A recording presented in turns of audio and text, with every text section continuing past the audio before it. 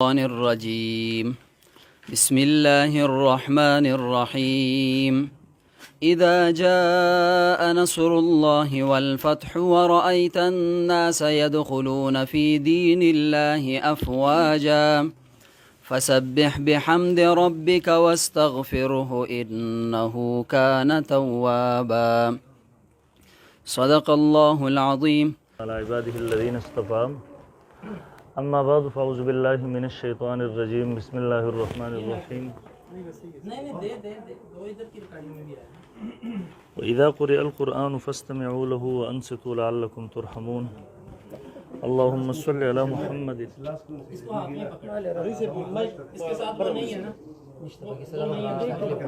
نہ بلاس بس مصروف پیم بے خدا رکھو نہ خیر دادی نہیں دا بل میں خالی برکے بس کم یوم مائک برکت دا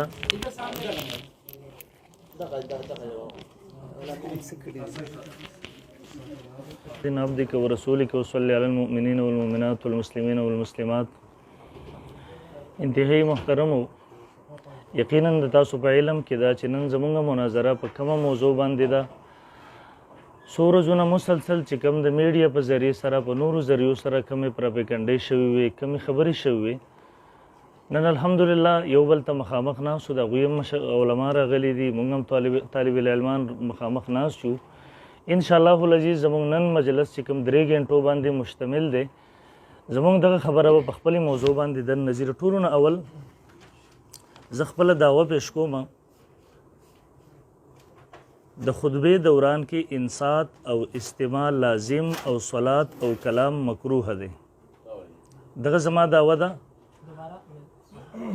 د خطبې دوران کې انصات در بیم کوم انشاءالله، او استماع لازم او صلات او کلام مکروه دی. دغه زما دعوه شوه. انشاءالله العزیز زه به د مولانا ضیاء الرحمن صاحب نه د هغې جوابي دعوه غواړم انشاءالله. دویم نمبر دغې سره لاندې مونږ شرایط لیکلي دي. نمبر 1، غیر مقلدین حضرات چې کوم زمونږ فریق مخالف دی، هغوی موقوفات د صحابه کرام رضی الله عنهم اجمعین نه مني. څنګه چې هغوی کتابونه لیکلي دي مونږ راوړي دي، انشاءالله العزیز به وخت ضرورت به مونږ هغه پیش کړو. د دې وجې نه به دلیل کې موقوف روایت قطعا نه پیش کوي، نه به موقوف روایت ته لاس وړي. دویم نمبر، هر فریق به پابند وي چې دلیل د خپلې دعوې مطابق پیش کړي. کومه دعوې چې پیش کړي ده د هغې مطابق به دلیل پیش کوي انشاءالله. نمبر 3، د موضوع نه خروج به شکست ګڼلی شي. کومه موضوع زمونږ روانه ده هم په هغه موضوع کې به دننه چلیږو، د هغې نه بهر به نه وځو انشاءالله. څلورم نمبر، چون کې زمونږ د موجوده بحث د غیر مقلدینو حضراتو سره دی چې هغه تکفیریان دي، یقینا د دې خارجیت پکې بیا منتهی کېږي. زمونږ بحث د هغوی سره دی، لہذا شوافع وغیره مجتهدین به په هغوی باندې ځان قیاس کول او هغوی په خپل ځان قیاس کول، دا به باطل وي. پنځم نمبر، د اصطلاحاتو او الفاظو معنا او مفهوم بر خپل ځان نه نشي پیش کولی، بلکې د هغې دپاره به د مسلم شخصیاتو نه حواله پیش کول ضروري وي. که مونږ یو څیز دلته معنا کوو، د هغې مطلب بیانو، نو پکار دا ده چې مونږ د هغې دپاره د یو مسلم شخصیت کتاب راواخلو، د هغې نه پیش کړو. دویم نمبر، چونکې ما اول دعوه پیش لله، زه به د هغوی نه جواب دعوه غواړم انشاءالله العزیز، ځکه په مدعا علیه باندې لازم وي چې هغه د دعوې جواب پیش کړي. زما په دعوه کې 2 اجزا ما ذکر کړي دي، زه د 2 اجزاو جواب به انشاءالله العزیز د دې نه غواړم. زه به خپله باندې د دغه شرایطو انشاءالله العزیز خیال ساتم، په دې باندې به چلیږم، او فریق مخالف نه به هم انشاءالله العزیز په دغه شرایطو باندې د پوره چلیدو هغه مطالبه کوم انشاءالله العزیز. اول نمبر قرآن راځي. اول نمبر چون کې زمونږ احناف اصول داری د ټولو نه اول په خپله مسله باندې د قرآن مجید نه دلیل پیش کوو. د دې وجې نه زه به د ټولو نه اول د الله کتاب ته راشم، قرآن مجید ته. قرآن مجید کې الله رب ذوالجلال فرمایي اعوذ بالله من الشیطان الرجیم وَإِذَا قُرِئَ الْقُرْآنُ فَاسْتَمِعُوا لَهُ وَأَنصِتُوا لَعَلَّكُمْ تُرْحَمُونَ. کله چې قرآن لوستی شي، فاستمعوا له، غوږ کېږدوئ هغې ته، متوجه شئ هغې ته، وانصتوا او خاموش شئ لعلکم ترحمون، د دې دپاره چې په تاسو باندې رحم وشي. انشاءالله العزیز زه به استدلال مخکې ذکر کوم، خو د دې نه مخکې مولوي صاحب استماع او انصات دا 2 الفاظ دي د قرآن مجید دغه آیتونه دي. انصات معنا خاموش کېدل دي، چوپ. د استماع معنا ده متوجه کېدل، غوږ ایښودل. د استماع معنا اوریدل نه دی مولوي صاحب. د ټولو نه اول به زه په دغې باندې د ټولو نه اول به زه دلیل پیش کړم انشاءالله. زه کتابونو ته ځم خو زه په طور د استدلال باندې د ټولو نه اول کتابونه 2-3 پیش کوم. د قرآن مجید دا آیات د دې نزول نزلت فی الصلات د بانځه په باره کې نازل شوی د فرض منځ په باره کې. خو البته ټول مفسرین او علماء کرامو لیکلی دي چې د دې حکم عام دی خود هم پکې شامل ده چونکې د دې اصل نزول چې هغه د منځ په باره کې شوی دی. البته د دې حکم عام دی. دا زما سره ابن کثیر دی د دې جلد نمبر 2 دی صفحه نمبر 373 دارالسلام چاپ دی. وقال شعبة عن منصور سمعت إبراهيم بن أبي حمزة يحدث أنه سمع مجاهدا يقول في هذه الآية وإذا قرئ القرآن فاستمعوا له وأنصتوا قال في الصلاة والخطبة يوم الجمعة. دا د منځ او د جمعې په باره کې نازل دی. دغه رنګې دا دویم زما سره طبري دی د دې جلد نمبر 5 صفحه نمبر 617 ده. امدلتم د مجاهد رحم الله نے روایت عن مجاهد فی قوله واذا قرئ القرآن فاستمعوا له وانصتوا قال الانصات للامام يوم الجمعه. د منظم ورنه مراد ده او د جمعې خطبه ورنه مراد ده. څنګه چې په منځ کې خاموش کېدل لازم دي واجب دي دغه سي خطبه په دوران کې خاموش کېدل لازم او واجب دي. دا دریم نمبر کتاب د زما سره مسند ابن الجاد جلد نمبر 2 صفحه نمبر 154 دلتم عن مجاهد في قوله عز وجل واذا قرئ القرآن فاستمعوا له وانصتوا قال القرآن والامام يخطب. امام د خطبه دوران کې بلکې سلورم نمبر زو په تور د الزام باندې تفسیر لا مثال دی دا ستاسو د غیر مقلدینو حضراتو د دې جلد نمبر 2 دی صفحه نمبر 206 دا دیم لیکي چې د دې آیات حکم عام دی دا منځ او خطبه د جمعې دواړو د صفحه نمبر 206 دی. وی شان نزول د دې آیات کې مختلف روایت دي یا دا چې دا حکم په قرات د منځ کې راغلی دی یا په وخت د لوستو د خطبه کې. او البته خپل عموم په لحاظ سره دا شامل دی دواړو ته. یو منټ اول نمبر د قرآن مجید د دغه نص مطابق د خطبه په دوران کې خاموش کېدل متوجه کېدل امام ته په بل دا لازم دي واجب دي. د قرآن مجید دغه آیات د نص قطعی دی او دغه ما د ځان نه تفصیل ونه کو بلکې د هغې لپاره څلور تفاسیر ما پیش کړله. مولانا صاحب که هغه طرف نه وایي چې یاره دا د خطبې په باره کې نه دی نازل د خطبې سره د دې تعلق نشته دی حکم عام نه دی صرف یو تفسیر دی دی وښی دغه رنګې چې د دې حکم عام نه دی دا خطبې ته شامل نه دی. انشاءالله العزیز مخکې به بیا خبره وکړو بحث به وکړو په هغې باندې. دویم نمبر خبره د انصات او استماع ده. د انصات معنا دا خاموش کېدل په هغې به زه وروسته انشاءالله العزیز به وخت ضرورت په هغې باندې حوالې پیش کړم. دا زما سره مفردات د امام راغب اصفهاني رحم الله صفحه 244 السکوت مختص بترک الکلام. خاموش کېدل کلام پرېښودل دغې ته ویل کېږي سکوت. دا دویم نمبر زما سره سراح ده د استماع معنی کوي صفحه 316 باندې گوش داشتن. استماع معنی ده غوږ ایښودل متوجه کېدل. دغه رنګې دریم نمبر زما سره دا مسلم شریف دی د دې جلد نمبر 1 دی صفحه نمبر د دې 166 ده. د رسول الله صلی الله علیه وسلم عام عادت معمول بداو چې کله به په یو علاقې باندې حمله کول نو کان یستمع الاذان رسول الله صلی الله علیه وسلم به اذان ته غوږ ایښودو. فإن سمع اذانا امسکا رسول الله صلی الله علیه وسلم به اذان واورېدو نو بند بشو حمله به نه کول و الا اغاره که اذان आवाज به وانه اورېدو نو حمله به وکړه. ګوره رسول الله صلی الله علیه وسلم که از د استماع معنی اورېدل وی بیا د رسول الله صلی الله علیه وسلم غوږ ایښودل متوجه کېدل او بیا مخکې الفاظ فإن سمع اذانا امسکا و الا اغاره دام په دې باندې دلالت کوي چې د استماع معنی اورېدل نه دي د استماع معنی متوجه کېدل دي د استماع معنی هغه توجه کول دي غوږ ایښودل دي چاهے انسان اوري او که نه اوري. دغه رنګې دا صفحه نمبر 283 ده. امام نووي رحمه الله التر انصات معنی کوي فالاستماع الاصغاء خاموش کېدل چوپ کېدل والانصات السکوت د انصات معنی د سکوت چوپ کېدل خاموش کېدل. دغه رنګې د انصات دا زما سره دویم کتاب دی د انصات په حوالې سره سراح هم لیکي دغسې دا ټول کتابونه لیکي دی وایي د انصات معنی دا خاموش بودن د انصات معنی دا صفحه نمبر 69 دا. انصات معنی کوي خاموش بودن و گوش داشتن، خاموش کېدل او غوږ ایښودل. دغه رنګې تقریبا ګڼې حوالې زه په هغې باندې پیش کولی شم، خو مزید تفصیل ته نه ځمه.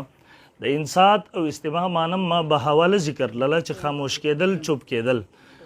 ما یو دلیل پیش کو، زه به انشاءالله جواب دا وغواړم، بیا به مخکې خبره کوو انشاءالله. السلام علیکم ورحمۃ اللہ وبرکاتہ.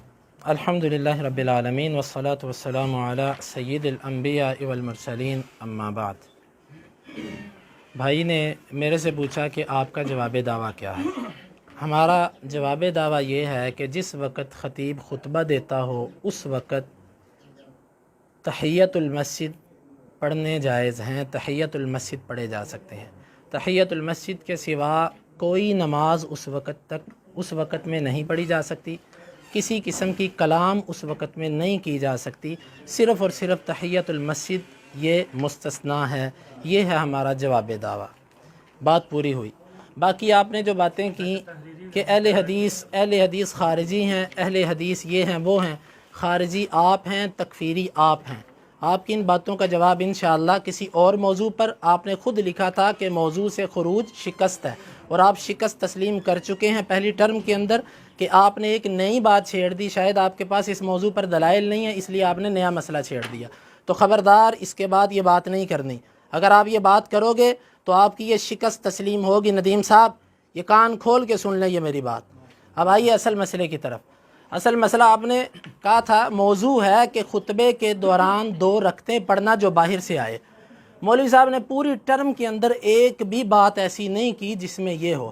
مولوی صاحب نے آیت پڑھی وَإِذَا قُرِئَ الْقُرْآنُ فَاسْتَمِعُوا لَهُ وَأَنصِتُوا لَعَلَّكُمْ. جی مناظر صاحب میری طرف متوجہ ہو جائیں. آپ نے ایک آیت پڑھی وَإِذَا قُرِئَ الْقُرْآنُ فَاسْتَمِعُوا لَهُ وَأَنصِتُوا لَعَلَّكُمْ تُرْحَمُونَ. بھائی خطبے کے اندر خالی قرآن مجید نہیں پڑھا جاتا. یہاں پر قرآن کے وقت استماع اور انصات کی بات ہے، اور آپ جو موضوع ہے وہ خطبے کا ہے. اور اگر آپ کہتے ہو فلانا کہتا ہے کہ یہ آیت خطبے کے بارے میں بھی اتری ہے، فلانے امام نے کہا یہ آیت خطبے کے بارے میں بھی اتری ہے، تو آپ یہ کہتے ہیں کہ قرآن کے خاص کو، قرآن کے عام کو خبر واحد بھی خاص نہیں کر سکتی، خبر واحد نبی کا فرمان بھی خاص نہیں کر سکتا. ٹھیک ہے.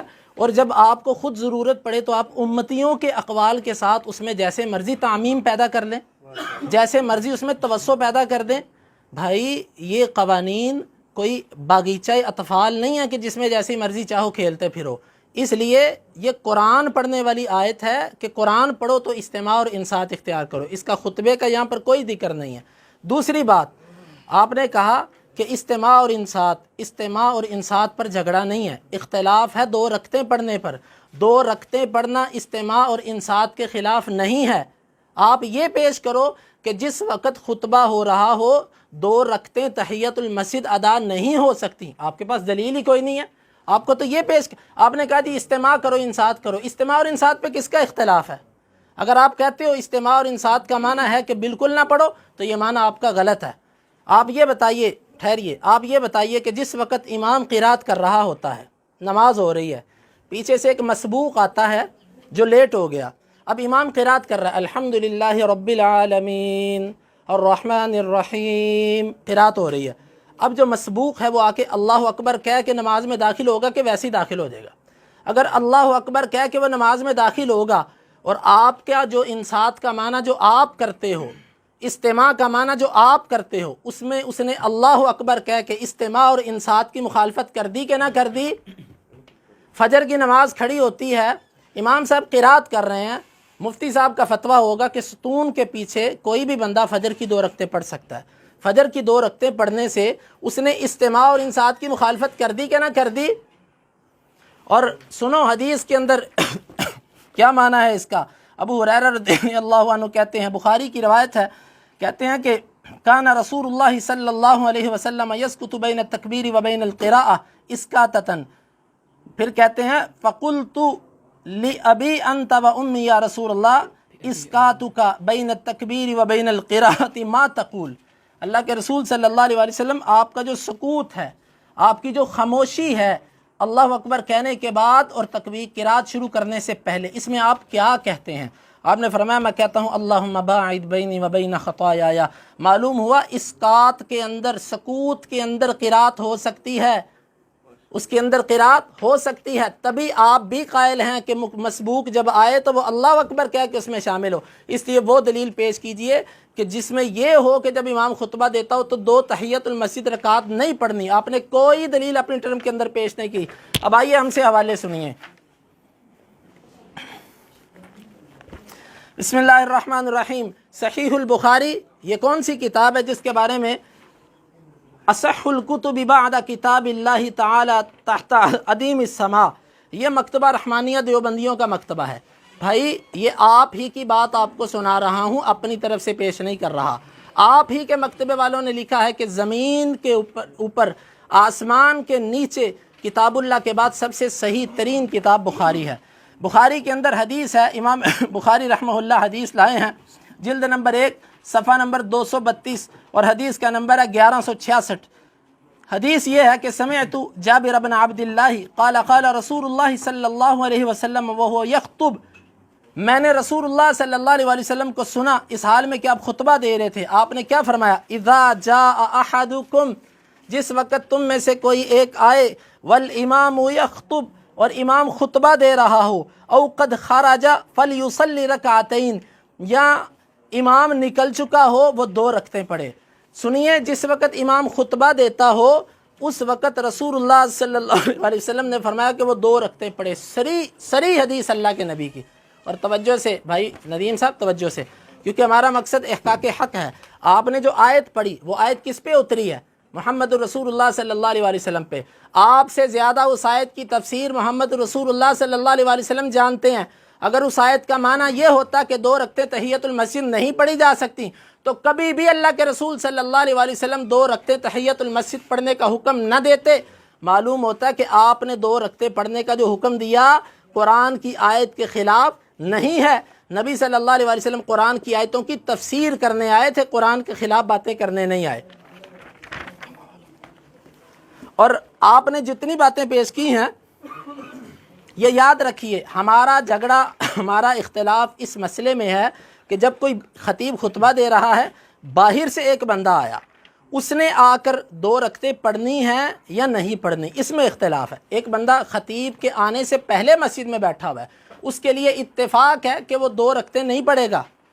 ایک بندہ خطیب کے خطبہ دینے کے لیے آنے سے پہلے مسجد پہنچ چکا ہے، اس کے لیے لازم ہے کہ وہ خطیب کا خطبہ سنے. اختلاف اس میں ہے کہ خطیب پہلے آیا اور مسبوق بعد میں آیا، وہ اس وقت 2 رکعتیں پڑھے گا کہ بیٹھے گا.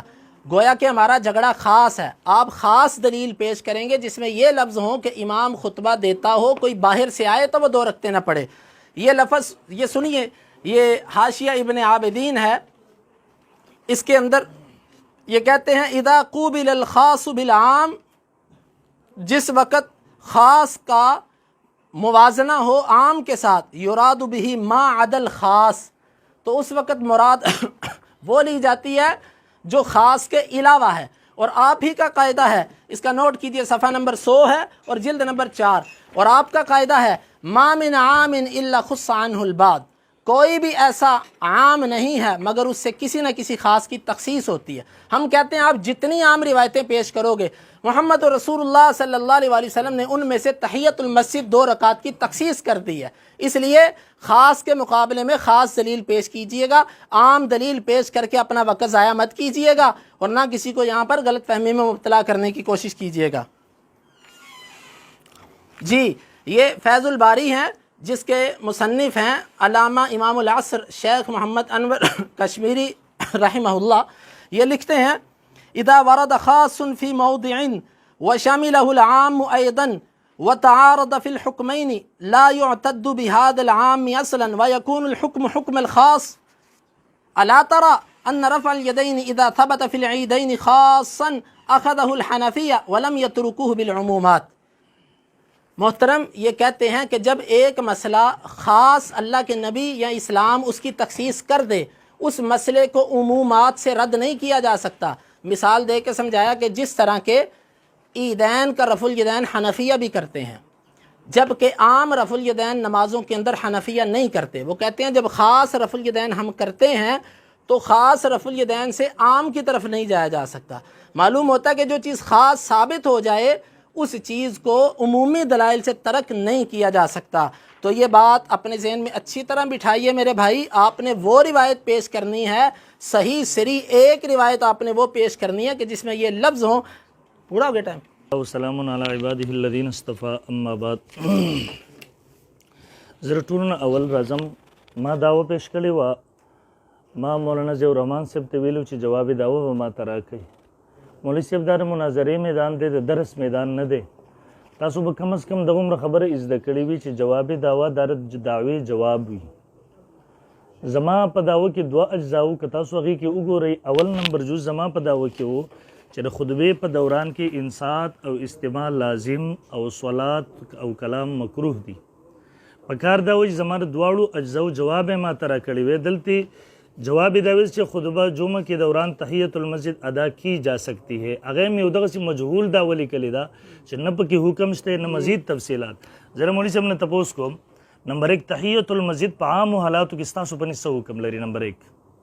نمبر دو د خطبې په دوران کې تحیت المسجد ستاسو په نس څه حکم لري؟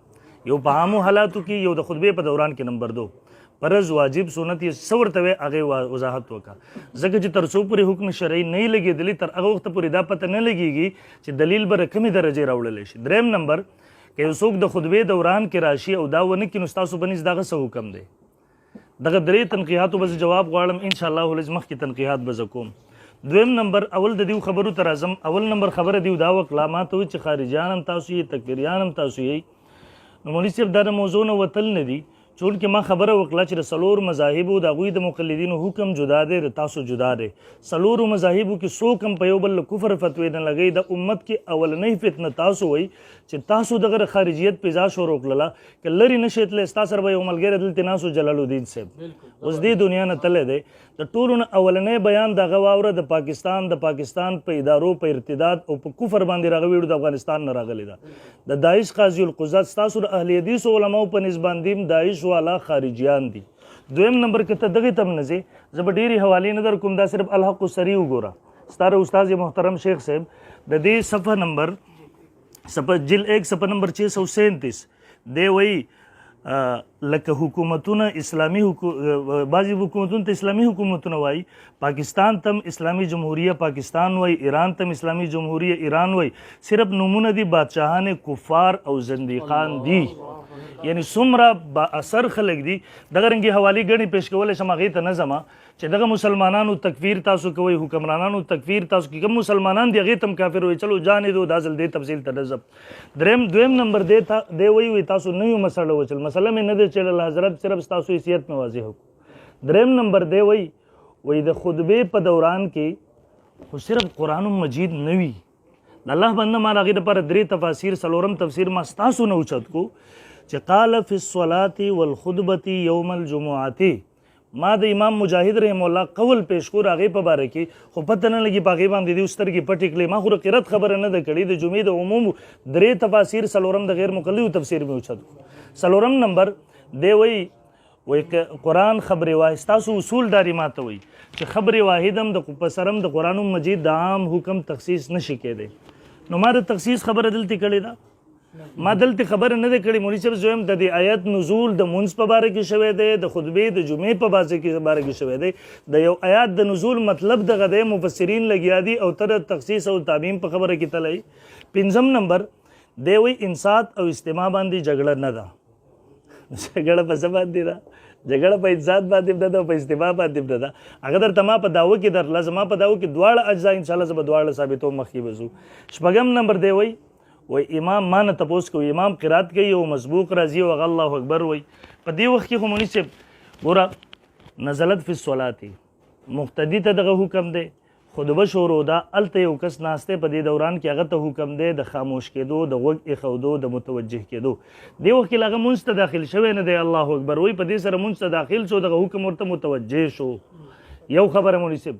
دویم نمبر دې زمانه تپوس کوي د سحر په منځ کې فلا د موضوع نه خارج بهر لاړو او داسې سوالات په دې سره ستا مدعا نه ثابتېږي، نه د هغې سره څه تعلق شته دی. بیا بخاري شریف راواغستو وایي اصح الکتب بعد کتاب الله، ستاسو پلان کې نو دا دي د مکتبو والا خبر ده ستا اصول صرف قرآن دی یا حدیث دی یا خو قرآن کې وخایه چې بخاری اصح الکتب دی یا حدیثو کې وخایه د امتی طرف ته مزه ځکه چې دغه ستاسو بنس تقلید دی او شرک کوي یعنی نن تا د یو مکتبې والا د یو تجارتي سړي تقلید پاغي کې کو باغی کې ور رواج شي په خپل اصول مطابق مشرک وګرځي دی که قرآن کې خو علم کې دغه بخاری تا کولاو کړه ویلان در ابن الحمام رحم الله قول موجود دی چې دا سین زوری دا لا يجوز فيه التقلید دغه بخاری کې دن له کولاو کو دن مکتبو والا خبرو په روان دي دا توفیق درته نه ملاوي چې بخاری کولاو کوي نه هم نمبر دی وای حدیث پیش کو او راغې نورست هغه حدیث تفصیل ته زر اعظم خو راغې نورست ما ته دا آیات په چا باندې نازل شوی دی په محمد رسول الله صلی الله علیه وسلم باندې نازل شوی دی او به دا غیر لپاره روایت را واغستو نو کده دغه حدیث په باره کې خو دې شي چې دا ردی آیات په تفسیر کې رسول الله صلی الله علیه وسلم فرمایلی دی یا صحابي قول خو دې شي یا تابعی خو دې شي یا تبع تابعی خو دې شي بسم الله کے میدان کې پیش کړه که نشي خو دې نو دا خپل طرف نه تفسیر به رائے مکو مولوی صاحب دغه د قرآن مجید د دې آیات نزول د دې رست شوی ان شاء الله زغه رست تفصیل پیش کوم د قرآن مجید د دې آیات حکم د دې حکم په نازلېدو سره د دې نه مخکې څومره احکامات په دې باره کې راغلي وو ټول منسوخ ګرځېدل وروسته به حواله پیش کوم انشاءالله په اخره کې بیا دې ماته وایي ته به خاص دلیل نه پیش کړې دا اول نمبر واخله ستا فتاوا حصاریه د دې صفحه نمبر 12 دی وایي نیل الاوتار قاضي شوکانی صاحب چې تاسو مشر دی هغه حواله پیش کړي جل نمبر 2 صفحہ 216 میں ہے بناء العام علی الخاص واجب کما تقرر فی الاصول اور جل 2 صفحہ نمبر 193 میں ہے حمل المطلق علی المقید واجب علی ما هو الحق فی الاصول یعنی علم اصول میں یہ قاعدہ مقرر ہو چکا ہے کہ عام کے بنا خاص پر اور مطلق کے مقید پر رکھنی واجب ہے لکھپل کتابوں نے وګوره مولوی صاحب انشاءاللہ ورکی کتاب ورک دویم نمبر دې چې کوم حدیث پیش کو مولوی صاحب د ټولو نه اول قرآن ته لاس ورنوړو کاش که مولوی صاحب ویلي وی چې زما په سر باندې دلته قرآن لاس نه زما په سر لاس نه ایږدي دویم نمبر کوم روایت مولوی صاحب پیش کو دغه روایت مولوی صاحب داره شعبه تفرد دی او د عمرو ابن دینار نه په دغه مذکوره الفاظ سره روایت نقل کولو کې د توهم شوی دی په اصل کې دا د حضرت سلیک رضی الله عنه واقعه ده چې په غلطۍ سره ورنه هغوی قولي حدیث جوړ کړی دی او دا خبره زه نه کومه دا امام دارقطنی رحم الله په خپل کتاب کم چې په بخاری مسلم لیکلی دی کم روایات دغه متکلم فیه دي هغه روایات د دې صفحه نمبر 386 کې عن جابر اذا جاء احدكم والامام يخطب ام دغه روایت نقل کوي ام دا د بخاری په هغه روایاتو کې دی چې امام بخاری رحم الله مسلم په هغه روایاتو کې دی چې دا متکلم فیه دی دلته خطا شوی دی دغه نه ورکه والله دریم نمبر دا روایت مولوی صاحب د قرآن مجید آیات ما پیش کو ردی بارے کې نس قطعی میں پیش کو استاد استدلال پیش نظر دار هغه معارض دی دویم نمبر د خلفای راشدین او صحابه کرام رضی الله عنهم اجمعین عمل ز پیش کوما چاغوی دا د دین خلق من کول د مکروه غنو د بد غنو د دین خلق من کول الان کې خلفای راشدین زم د تانه تبوس کوم قرآن نبی علیہ الصلوۃ والسلام نے خلفای راشدین او صحابه کرام وجد کړل دي احادیث د نبی علیہ السلام نے نقل کون کې صحابه کرام رضی الله عنهم اجمعین دي چې کله اغوی د یو آیات مطلب څنګه اغوی را تبه نه د روافض غونټی کار بنه کو چې صحابه فهم شاته واتردو د خلفای راشدین فهم شاته ورزو ان شاء الله العزیز غرست پیش کوم چې خلفای راشدین هم د خطبه په دوران کې من کلام دا مکروه غنو څنګه چې زما دا ود ان شاء الله رست پر اعظم پنځم نمبر که چرته تطبیق طریقه اختیار لشي نو دا به ویل شي چې ول امام یخطبون مراد یرید الامام ان یخطبا چې کله او که چرته ترجیح طریقه اختیار لشي نو بیا روایت د نه په سو وجو سره راجح دي ان شاء الله زبا غرست پیش کوم نمبر 1 محرم او مبیح کې تعارض په وخت کې محرم لره ترجیح ورکول شي دویم روایت د نه مؤید بالقران دي مؤید بالقران دي دریم نمبر روایت د نه مؤید بالاصول الکلیه دي څلورم نمبر روایت د نه مؤید بتعامل الصحابه والتابعین دي پنځم نمبر په دې باندې عمل کولو کې احتیاط هم زیات دی شپږم نمبر پاغي باندې وروسته ان شاء الله العزیز تفصیل تر اعظم خو ما د مولوی صاحب نه تپوس کړو په خپل داوا باندې مولوی صاحب تر اوسه پورې نه جواب داوا ما ترا کړی دا نه پاغي حکم شرعي لګول دی ما په خپل داوا باندې اول نمبر دلیل د قران نه پیش کړو زه دویم نمبر دلیل د بخاری شریف نه پیش کوم کم چې مولوی صاحب د اصح الکتب دی جلد نمبر 1 صفحه 192 رحمانی چاپ دی صفحه نمبر 192 روایت دے حضرت سلمان رضی اللہ عنہ قال قال النبی صلی اللہ علیہ وسلم لا يغتسل الرجل يوم الجمعة ويطهر ما استطاع من طهر ويدهن من دونه او يمس من طيب بيته ثم يخرج دے غسل وکی کپڑے برابر کی بیا روزی فلا يفرق بین اثنین دو کسانوں پہ منس کی جداوالے نہ راولی ثم يصلي بیا منس کے ما کتب له اگر چر در پار مقرر لے شوی ثم ينصت بید خاموشی اذا تکلم الامام چی امام خطبہ شروع کی الا غفر له ما بینه وبین الجمعة الاخرى دا دریم نمبر دلیل سے پخپل داو باندې پیش کوم ورکول دا دریم نمبر صحیح ابن خزیمہ نحمدہ ونستعینہ ونصلی علی رسولہ الکریم اما بعد. دیکھو میں پھر آپ کو وارننگ دے رہا ہوں، آپ موضوع سے خروج کر رہے ہیں. آپ نے 3 باب میں موضوع سے خروج کیا. نمبر 1 آپ نے کہا کہ تحیت المسجد کا کیا حکم ہے. تحیت المسجد پر گفتگو نہیں ہے. تحیت المسجد خطبے کے دوران، تحیت المسجد خطبے کے دوران اس چپ رہیں بولنا نہیں. تحیت المسجد خطبے کے دوران وہ موضوع ہے. مولوی صاحب آپ کو اتنا بھی نہیں پتہ آگے ہیں مناظرہ کرنے کے لیے؟ کم از کم اتنا تو سمجھ لیتے کسی سے کہ موضوع کیا ہے. واہ ہوئے کیسے فقیہان حرم پیدا. دوسری بات انہوں نے کہا کہ مذاہب اربعہ میں سے کسی نے کسی کی تکفیر نہیں کی. یہ بھی الگ موضوع ہے. مولوی صاحب آپ کو بڑا شوق ہے نا اس موضوع پہ بات کرنے کا. اس پہ شکست لکھو، ابھی آ جاؤ اس پہ لکھو شکست اس پہ تحیت المسجد پہ، اور ابھی آ جاؤ اس پہ. آپ کو بتاتا ہوں میں، اور مجھے پتہ ہے نہ خنجر اٹھے گا نہ تلوار تم سے. یہ بازو میرے آزمائے ہوئے ہیں، یہ بازو میرے آزمائے ہوئے ہیں. اور پھر آگے کہتے ہیں کہ شیخ جلال کا نام لے کر کہا انہوں نے تکفیر کی. مولوی صاحب تکفیر کے 2 کلپ آپ کے میری جیب میں ابھی بھی پڑے ہوئے ہیں. جماعت اسلامی کو آپ نے یہودیوں کا ایجنٹ کہا، آپ نے عمران خان کی حکومت پر دھرنا دیا. کیا یہ خروج نہیں ہے؟ تم نے سب نے خروج کیا عمران خان کی حکومت کے خلاف. اسلام آباد دیکھیں، جو اسلام آباد میں تم نے دھرنا دیا وہ خروج نہیں. اور اگلی بات میں آپ سے پوچھتا ہوں کہ آپ کہتے ہو کہ شیخ جلال نے ایسے کہا ایسے کہا. آپ صرف مجھے اتنا بتا دیں کہ آپ کے نزدیک پاکستان کا جو قانون ہے وہ عین اسلامی ہے. بس اتنا جواب دے دیں، ٹھیک ہے. آگے انہوں نے کہا جی کہ تفسیر میں نے فلاں کی پیش کی فلاں کی پیش کی. مولوی صاحب آج تک تو آپ کہتے رہے ہیں کہ ہماری دلیل 4 ہیں، قرآن، حدیث، اجماع اور قیاس. یہ آپ کے فقہا کی. اور مقلد کی دلیل صرف اما المقلد فمستندہ قول مجتہدہ. مقلد کی دلیل اس کے امام کا قول ہوتا ہے. آپ نے تو کہیں بھی اپنے امام ابو حنیفہ سے اس کی تفسیر پیش نہیں کی. لگتا ہے آپ بھی مجاہد کے مقلد ہو گئے ہیں. چھوڑ دیا امام صاحب کو آپ نے. بڑے افسوس کی بات ہے یار، جن پہ تکیہ تھا وہی پتے ہوا دینے لگے. ہاں بڑا اعتماد تھا، آج وہ امام صاحب کو چھوڑ گئے، سرے میدان امام صاحب کو چھوڑ گئے ہیں. اور پھر کہتے ہیں استماع اور انصات پر جھگڑا نہیں ہے. میرے بھائی میں نے تو آپ کو اس کا مطلب سمجھایا. اب آپ کو نہیں سمجھ آتی تو آپ میرے سے پہلی کلاس میں داخلہ لو، میں پھر آپ کو سمجھا. بلکہ آپ پہلی کے بھی قابل نہیں ہو، یہ دادی میں بٹھاؤں گا آپ کو. پھر آپ نے کہا اللہ اکبر والا جو معاملہ ہے وہ بندہ نماز میں ابھی داخل ہی نہیں ہوا، اور وہ آیت نماز میں داخل ہونے کے بارے میں ہے. توجہ سے، قرآن تو عام ہے. اذا قرئ القرآن، جب بھی قرآن پڑھا جائے. ہیں قرآن کے عام کو اب تم کیسے خاص کرو گے نماز کے ساتھ؟ تم تو خبر واحد کی تخصیص کے قائل نہیں ہو مولانا، تو وہاں پر مولویوں کے اقوال سے کیسے اس کو خاص کرو گے؟ اور اسی طرح انہوں نے کہا بناء الخاص علی العام. وہ کہتے ہیں کہ ہماری بات انہوں نے کر دی لیکن ان کو پتہ ہی نہیں بیچاروں کو میں نے بات کیا کی ہے. یہی بات میں آپ کو سمجھا رہا ہوں، یہی بات میں سمجھا رہا ہوں کہ جب کسی عام سے کسی چیز کی تخصیص ہو جائے تو عمومی دلائل سے اس کے خلاف روایات نہیں پیش کی جاتی. ایک مثال دے کے سمجھاتا ہوں کیونکہ آپ کو جلدی بات سمجھ نہیں آتی. حدیث کے اندر، قرآن کے اندر آتا ہے حرمت علیکم المیتہ، تمہارے اوپر مردار حرام ہے. ٹھیک ہے، اب حدیث کہتی ہے کہ احلت لنا میتتان، 2 مردار حلال ہیں. کون سے؟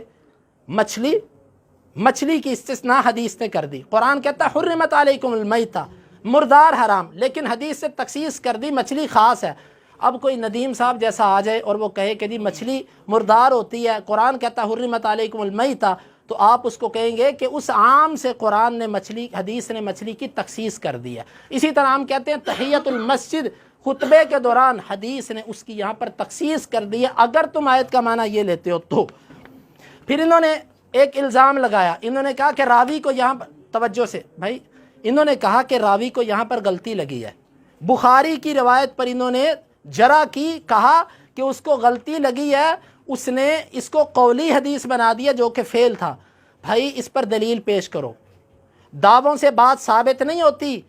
چھوٹا منہ بڑی بات. بخاری پر یہ کہہ دینا کہ بخاری کے راوی کو غلطی لگی ہے، یہ ثابت کرو. شاہ ولی اللہ کہتے ہیں وَمَن يُحَوِّنُ أَمْرَهُمَا فَهُوَ مُبْتَدِعٌ مُتَّبِعٌ غَيْرَ سَبِيلِ الْمُؤْمِنِينَ. حجت اللہ البالغہ جو بخاری اور مسلم کے معاملے کی توہین کرتا ہے وہ بدعتی ہے، وہ بدعتی ہے اور مسلمانوں کے رستے سے ہٹ کے چلنے والا ہے. اس لیے بخاری کی روایت پر اگر جرا کی تو یا تو دلیل پیش کرو یا تصریح. باقی رہا الالزامات والتتبع، یہ جو آپ نے پیش کی ہے کتاب، اس پر جو امام دارقطنی رحمہ اللہ نے جو لکھا ہے اس کا جواب ابن حجر نے ہدی الساری کے اندر تفصیلی دیا ہے. شاید آپ کا اس سے واسطہ نہ ہو. آپ دیکھ رہے اس میں کوئی ایسی بات نہیں ہے جس میں بخاری پر کوئی الزام آتا ہو. میری روایت اپنی جگہ پر قائم ہے. اور کہتے ہیں کہ جی کہتے ہیں کہ صحابہ کرام تحیت المسجد سے منع کیا کرتے تھے. صحابہ کرام تحیت المسجد سے منع کرتے تھے. ایک روایت پیش کرو کہ صحابہ کرام نے کہا ہو خطبے کے دوران جو باہر سے آئے وہ تحیت المسجد نہ پڑھے. ایک روایت صحیح پیش کرنی ہے سند کے ساتھ. اور انہوں نے کہا کہ رافضیوں کا کام ہے، انہوں نے کہا رافضیوں کا کام ہے صحابہ کے فہم کو پیچھے چھوڑ دینا. ابھی میں صحابی کا فہم پیش کرنے لگا ہوں، دیکھتا ہوں رافضی کون ہے. یہ میرے ہاتھ کے اندر سنن نسائی ہے، حدیث ابو سعید خدری رضی اللہ عنہ کی، جی صفحہ نمبر 351. ابو سعید خدری رضی اللہ عنہ رجلا دخل المسجد یوم الجمعہ، ایک آدمی مسجد میں داخل ہوا جمعے کے دن اور رسول اللہ صلی اللہ علیہ وسلم خطبہ دے رہے تھے. فقال صلی رکعتین، تم 2 رکعتیں پڑھو. ثم جاء الجمعۃ الثانیہ، پھر وہ بندہ دوسرے جمعے آیا. والنبی صلی اللہ علیہ وسلم یخطب، آپ خطبہ دے رہے تھے. فقال صلی رکعتین، 2 رکعتیں پڑھو. ثم جاء الجمعۃ الثالثہ، پھر وہ تیسرے جمعے آیا. فقال صلی رکعتین، آپ نے فرمایا 2 رکعتیں پڑھو. ثم قال تصدقوا فتصدقوا فاعطاه ثوبین، آپ نے فرمایا صدقہ کرو. اس کو لوگوں نے 2 کپڑے دیے. اور ثم قال تصدقوا فطرح احد ثوبیہ، لوگوں نے صدقہ کیا، اس نے کپڑوں میں سے ایک کپڑے کو چھوڑ دیا. رسول اللہ صلی اللہ علیہ وسلم نے اس کے بعد یہ عمومی حکم فرمایا کہ جس وقت تم میں سے کوئی ایک مسجد میں داخل ہو تو وہ 2 رکعتیں پڑھے بغیر نہ بیٹھے. یہ سنن نسائی کی روایت ہے جو میں نے آپ کے سامنے پیش کی، گویا کہ صحابی کا فہم ہے. ابو سعید خدری والی روایت پیش کریں.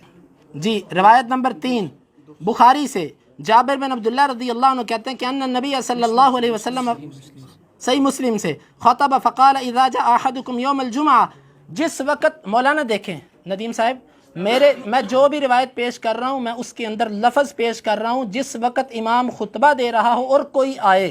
آپ نے ایسی روایت پیش کرنی ہے کہ جس میں یہ لفظوں کوئی باہر سے آئے امام خطبہ دے رہا ہو تو وہ 2 رکعتیں نہ پڑھے. میں وہ روایت پیش کر رہا ہوں کہ امام خطبہ دے رہا ہو، کوئی باہر سے آئے وہ 2 رکعتیں پڑھے. آپ نے وہ پیش کرنی ہے امام خطبہ دے رہا ہو، کوئی باہر سے آئے وہ 2 رکعتیں نہ پڑھے. اور اگر آپ پیش نہیں کر سکیں گے یہ آپ کی شکست ہے. وقد خرج الامام فلیصلی رکعتین، امام نکل بھی چکا ہو وہ 2 رکعتیں پڑھے.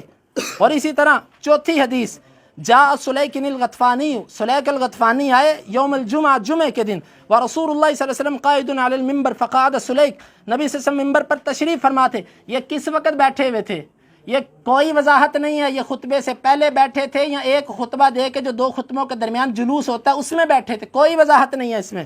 فقعد سلیک قبل ان یصلی، سلیک بیٹھ گئے جمعہ نماز پڑھنے سے پہلے. فقال اللہ النبی صلی اللہ علیہ وسلم ارکعت رکعتین، تو نے 2 رکعتیں پڑھی ہیں؟ قال لا. قال قم فرکعہما، کھڑے ہو جاؤ اور ان 2 رکعتوں کو پڑھو. اور صلیح غطفانی کو علم نہیں تھا، نبی صلی اللہ علیہ وسلم نے ان کو سکھا. اور یہ پانچویں دلیل ابو سعید خدری رضی، مروان والی توجہ سے، ابو سعید خدری رضی اللہ عنہ داخل یوم الجمعہ ومروان یخطب، صحابی کا فہم کو چھوڑنا رافضیوں کا کام ہے. ابو سعید خدری داخل ہوئے جمعے کے دن، مروان خطبہ دے رہا تھا. فقام یصلی، صحابی رسول جس کے فہم کو چھوڑنا رافضیت ہے وہ نماز پڑھنے لگ پڑے. فجاء الحرس، چھلڑ آ گئے، پولیس والے آ گئے، لیجلسوہ، کہ وہ اس کو بٹھائیں. فابا، ابو سعید خدری نے انکار کر دیا. حتی صلی، یہاں تک کہ انہوں نے نماز پڑھ لی. فلما انصرف، جب وہ پھر گئے، اتیناہ، جمعے سے جب فارغ ہوئے تو تابعین کہتے ہیں ہم ابو سعید خدری کے پاس آئے. فقلنا رحمک اللہ، ہم نے کہا ابو سعید آپ پر اللہ رحم کرے. ان کادوا لیقعوا، وہ فوجی تو قریب تھے کہ تمہیں پکڑ کے مارتے کہ آپ مروان کے خطبے کے دوران 2 رکعتیں پڑھ رہے ہیں. فقال ما كنت لاتركهما بعد شيء رايته من رسول اللہ صلی اللہ علیہ وسلم، میں نے جس چیز کو اللہ کے رسول کے سامنے کرتے ہوئے دیکھا، آپ سے میں نے جس چیز کو لیا، میں اس کو کسی کی وجہ سے ہرگز نہیں چھوڑ سکتا۔ کون سی چیز؟ تحیۃ المسجد خطبے کے دوران میں نے اس کو اللہ کے رسول سے لیا۔ ما کنت لاترکہما بعد شیء رأیتہ من رسول اللہ، جو چیز میں نے اللہ کے رسول سے لی ہے میں کسی کی وجہ سے اس کو نہیں چھوڑتا۔ ثم ذکر، پھر ابو سعید خدری نے ایک اور دلیل ذکر کی، ان رجلا جاء یوم الجمعۃ فی ہیئۃ بذۃ، ایک آدمی جمعے کے دن آیا، اس کی حالت کمزور تھی اور نبی صلی اللہ علیہ وسلم خطبہ دے رہے تھے جمعے کے دن، فامرہ فصلی رکعتین والنبی یخطب، آپ نے اس کو حکم دیا وہ 2 رکعتیں پڑھی اور نبی صلی اللہ علیہ وسلم خطبہ دے رہے تھے۔ ترمذی